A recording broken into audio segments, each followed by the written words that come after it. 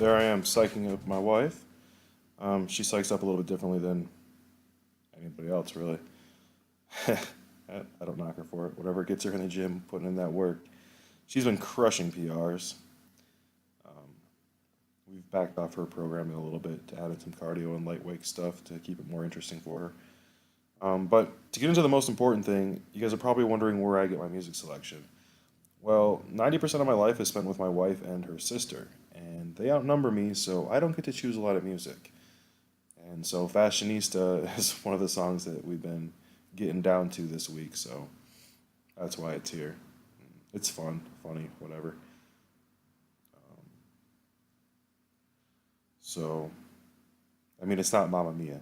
That I do promise, most likely, I will never put in a video. So, let's go over the good. I learned that I can do low bar volume for squats, so that's going to heavily affect my future programming. More on that in future videos. Squats have been going really well. Deadlifts are acting like assistance work to squats, which is perfect because what I need to work on with deadlifts most, I can keep the weight lighter for that. Like first, I needed to learn bar path problems and setup and issues. Don't need heavy weight for that. Next is grip, which I'm actually using grip training to limit my deadlift weights. So just going double overhand, and that keeps my deadlift weights lighter so I can still recover enough for squats and deadlifts. Although at the end of this 3 or 4 week block of the Kerberos program, it did catch up to me and I was chronically sore for about a week. I'm still kind of recovering.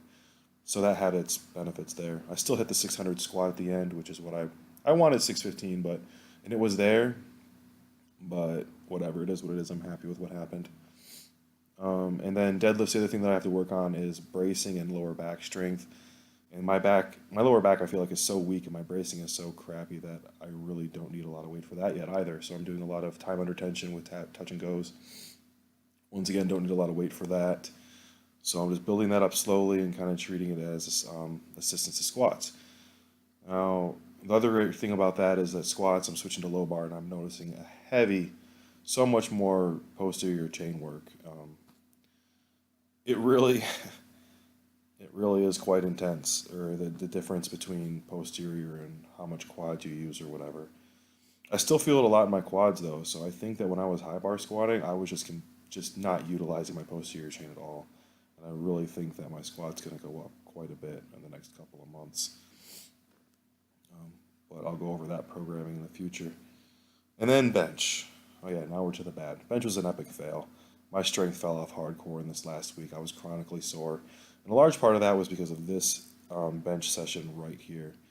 I should have capped this at 275, maybe 295 at the very top. 295 was RP high as shit. Um, and I still went for 315 because I was stubborn. And I love this variation. I'm going to keep it.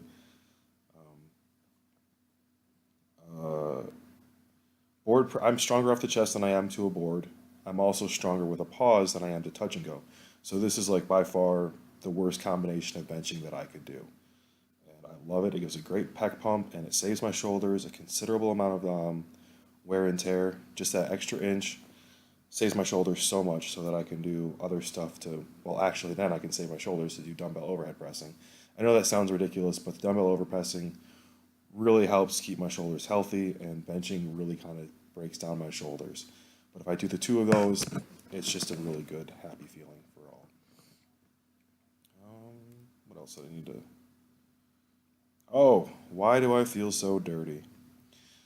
So anyone who knows anything about my programming or my views on anything gym related knows that I think that barbell rows are I'd probably put them above bench as far as importance go. No, I know I would because everyone already benches too much. Everybody has bad posture. You fix that with barbell rows. You don't even fix that with pull-ups. Pull-ups can compound the problem. So I think that barbell rows or some kind of heavy rowing, particularly with a barbell, is like probably one of the most important just general upper body health movements that you can do. Well, this week I stopped doing barbell rows, and the other most important movement I consider is pull-ups, and I stopped doing those as well. I stopped doing pull-ups because I was just straight up lazy. I was hitting 2 a day, I was getting taxed, and I've just been doing pull-ups for years, and I'm sick of them. Also, I have some muscle imbalances, so I substituted pull-ups with a unilateral lat pull down, and hopefully that'll attack some of those balances, and maybe I'll get better at pulling evenly with my pull-ups in general, because I do feel it differently in both left and right side, and hopefully this will help that. And then for barbell rows, I substituted in a unilateral chest-supported machine row. Absolutely love the machine; it's pretty awesome. I still feel dirty, but ooh, it felt so good.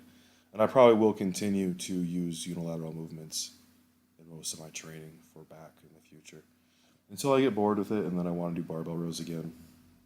Honestly, my lower back just couldn't handle barbell rows. That's why I dropped those.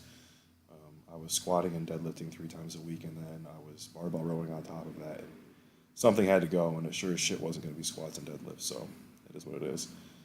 But now I'm going to a different frequency of 3 times per week with everything, so I will probably bringing back barbell rows, maybe even adding in some light T-bar rows, because I'm not a dick and I don't want to ruin barbells.